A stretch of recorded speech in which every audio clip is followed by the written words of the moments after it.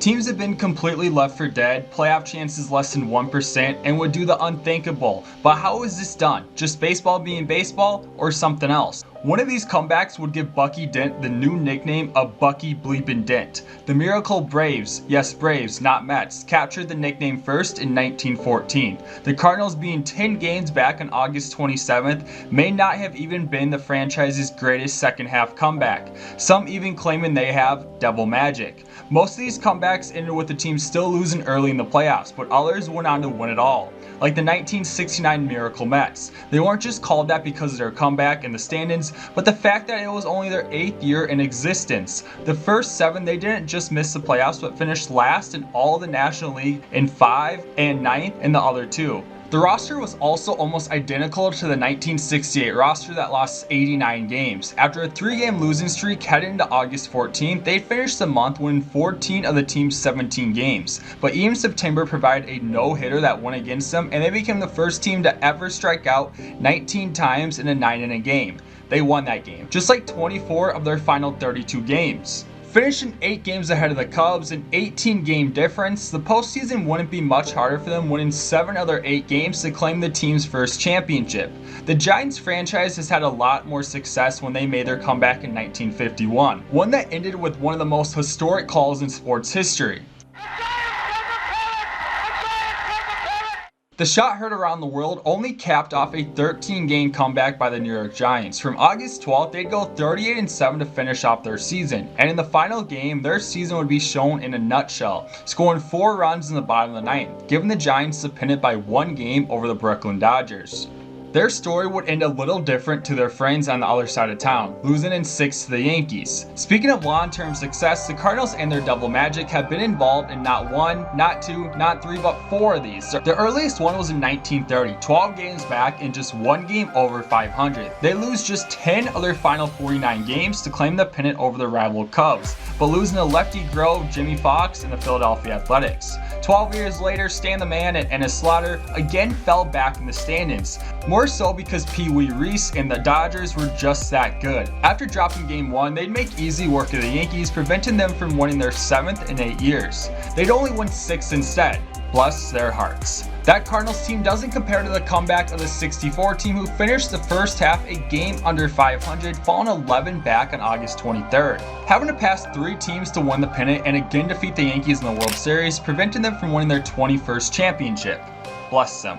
None of these 3 stack up against their most recent one in 2011. Pujols wasn't hitting like his normal self, would later be put in the IL. David Freese would break his toe and miss a couple months. Tony La Russa decided secretly he was going to retire at the end of the season. After getting swept by the Dodgers, the Cardinals would stand at 67-63 with just 1.3% odds of making the playoffs, falling 10 games back of the Brewers in the Central and 10.5 back in the wild card. The Brewers played too well to lose the division, but the same couldn't be said about the Braves, who finished September 9-18, while the Cardinals won 18 of 26. Knocking off the team with the best record in baseball, taking a winner-take-all Game 5 in Philadelphia, holding a high-powered Phillies offense to 0 runs, knocking off the Central champs in a clinching Game 6 in Milwaukee, and down to their final strike twice in the World Series. David Freese both times, then win a Game 7. 4 different times. There's a reason why people believe they have the double magic.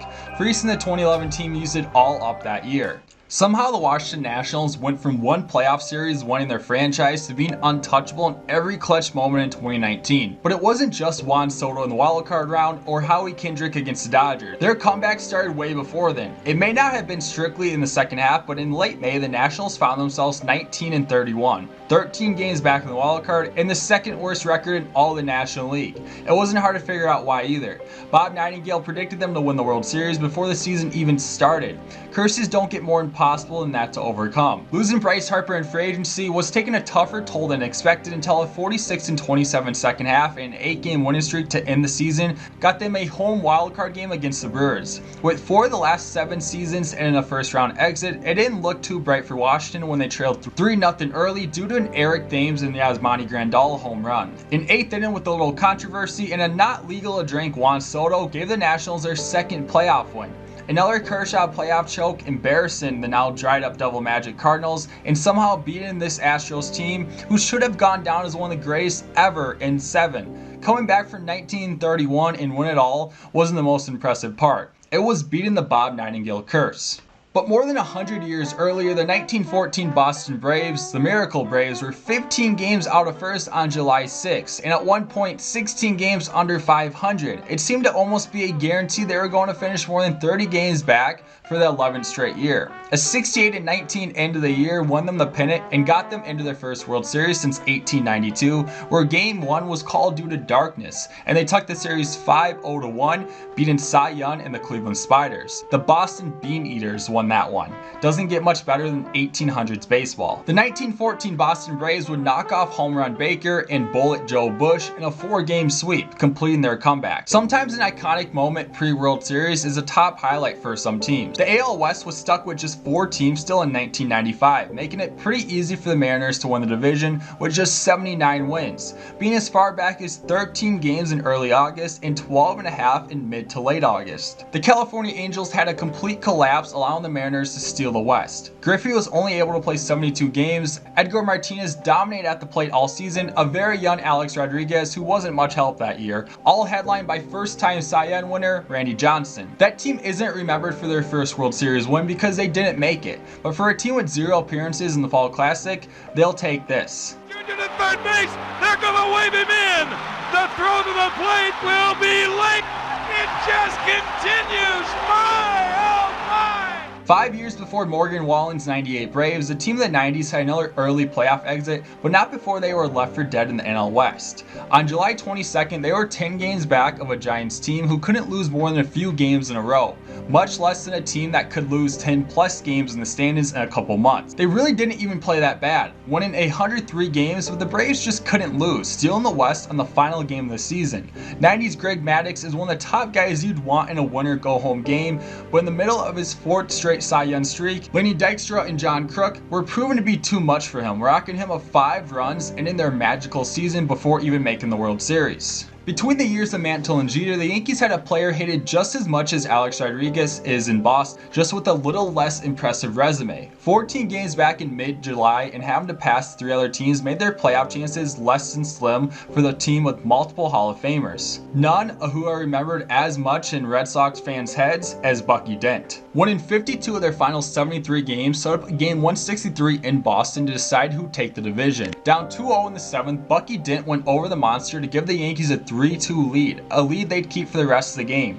Bucky would get a new name that day, a name that's just as common as the rest, Bucky Bleepin' Dent. The most impressive of them all didn't end in a championship or even a single playoff series win. It wasn't even the team the farthest back with the least amount of games to play. The second lowest payroll in all of baseball, only ahead of the Padres, whose highest paid player was closer Houston Street, making $7.5 million. Times have changed in San Diego. Well, not the record. The 2012 Athletics finished the first half at an even 509 games back of the back-to-back reigning AL champions, which was still much better than most expected, predicted by many to finish last in the West and lose more than 100 games. The A's didn't make any notable trades, and even their hot streak only moved them up a few games in the standings. 5 games back with just 10 to play, 4 back with 6 to play, but once they swept the Mariners, they were 2 back with just 3 to play, 2 back of the Rangers, and 3 against the Rangers. Sometimes getting to the point where you control your own destiny, it's all you can ask for. Western Division. The Oakland A's have shocked the Rangers and the baseball world, and they are the AL Western Division Championship. Unbelievable.